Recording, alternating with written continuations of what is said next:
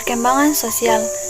Ada beberapa pengertian perkembangan sosial menurut para ahli, yaitu yang pertama, menurut Elizabeth B. Harlock pada tahun 1978, pengertian perkembangan sosial berarti perolehan kemampuan bersikap yang sesuai dengan tuntutan sosial.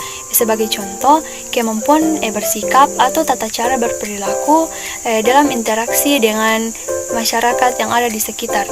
Yang kedua, menurut Abu Ahmadi pada Jali tahun 2013 berpendapat bahwa ada sebagian psikologi yang berargumentasi bahwa perkembangan sosial dimulai sejak manusia itu lahir.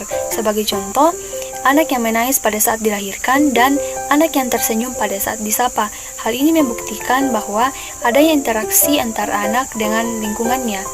Dan yang ketiga, menurut Muhyiddin Syah, perkembangan sosial merupakan proses pembentukan pribadi di dalam keluarga, bangsa, budaya, dan bernegara. Yang kedua, karakteristik perkembangan sosial. Muhammad Karimi mengatakan, karakteristik perkembangan sosial dalam ciri tingkah laku sosial anak terdapat dalam setiap periode, yaitu yang pertama, periode bayi yang terdiri dari usia 1-2 bulan, anak belum mampu untuk membesarkan objek dan benda.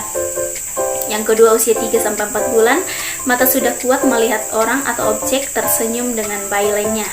Yang ketiga, usia 5-9 bulan, bereaksi berbeda terhadap suara yang ramah atau tidak, kadang-kadang agresif, memegang, melihat, mengikuti suara dan tingkah laku yang sederhana. Pada usia 12 bulan, mulai mengenal larangan. Pada usia 24 bulan, anak sudah membantu melakukan aktivitas sederhana. Yang kedua, periode prasekolah. Adapun ciri-ciri sosialisasi periode prasekolah adalah sebagai berikut. Yang pertama, membuat kontak sosial dengan orang di luar rumahnya. Yang kedua, hubungan dengan orang dewasa. Yang ketiga, hubungan dengan teman sebaya. Yang keempat, 3-4 tahun mulai bermain bersama. Yang ketiga, periode usia sekolah. Minat terhadap kelompok makin besar, mulai mengurangi keikutsertaan pada aktivitas keluarga. Pengaruh yang timbul pada keterampilan sosialisasi anak diantaranya sebagai berikut. Yang pertama, membantu anak untuk belajar bersama dengan orang lain dan bertingkah laku yang dapat diterima oleh kelompok. Yang kedua, membantu anak mengembangkan nilai-nilai sosial lain di luar nilai. Yang berikutnya, faktor-faktor yang mempengaruhi perkembangan hubungan sosial. Yang pertama, lingkungan keluarga. Keluarga yang sangat dibutuhkan oleh anak dalam perkembangan sosialnya, yaitu kebutuhan akan rasa aman, dihargai, disayangi, diterima, dan kebebasan untuk menyatakan diri. Iklim kehidupan keluarga yang kondusif, yaitu yang mengandung unsur.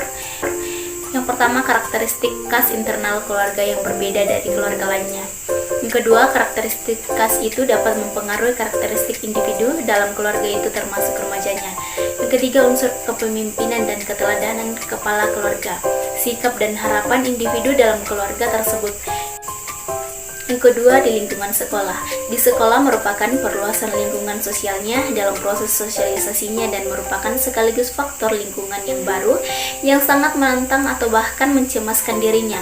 Peran guru dan teman-teman sekelas membentuk suatu sistem yang kemudian menjadi semacam lingkungan norma bagi dirinya. Ada 4 tahap proses penyesuaian diri yang harus dilalui oleh anak selama membangun hubungan sosialnya, yaitu sebagai berikut. Yang pertama, anak dituntut agar tidak merugikan orang lain serta menghargai dan menghormati hak orang lain. Yang kedua, anak dididik untuk menaati peraturan-peraturan yang menyesuaikan diri dengan norma-norma kelompok. Yang ketiga, anak dituntut agar lebih dewasa dalam melakukan interaksi sosial berdasarkan saling memberi dan menerima. Yang ketiga, di lingkungan masyarakat. Salah satu masalah yang dialami oleh remaja dalam proses sosialisasinya adalah bahwa tidak jarang masyarakat bersikap tidak konsisten terhadap remaja. Di satu sisi remaja sudah dianggap beranjak dewasa, tetapi kenyataannya di sisi lain mereka tidak diberikan kesempatan penuh sebagai orang yang sudah dewasa. Keadaan semacam ini seringkali menjadi penghambat perkembangan sosial remaja. Dengan demikian, iklim kehidupan masyarakat memberikan urutan penting bagi variasi perkembangan hubungan sosial. Apalagi remaja senantiasa ingin selalu seiring sejalan dengan tren yang sedang berkembang dalam masyarakat. Kemudian perbedaan individual dalam perkembangan sosial. Pada masa kanak-kanak, anak mempelajari sikap sosial dasar seperti sikap terhadap agama, politik maupun ekonomi. Namun pada usia ini, sikap sosial anak masih minim karena belum terlalu banyak bergaul.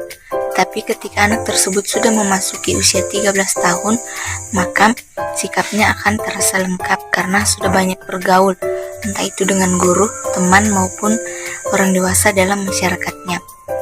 Dengan hal tersebut akan membantu anak untuk memahami hal mana yang harus dilakukan dan hal yang harus dihindari.